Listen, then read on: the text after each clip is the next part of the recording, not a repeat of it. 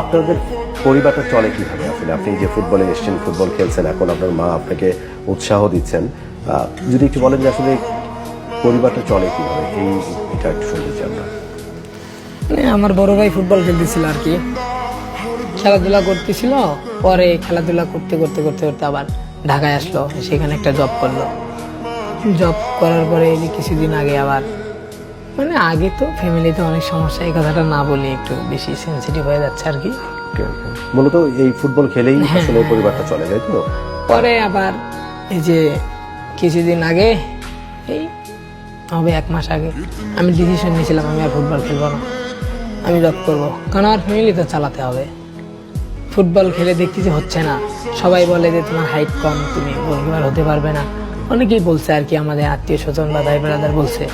তা আমি কিছু মনে করিনি আর কি, বলছি না থাক, যাই ঢাকার দিকে যাই, চাকরি করি, একটা ফ্যামিলি চালাতে হবে, 2জন চাকরি করি।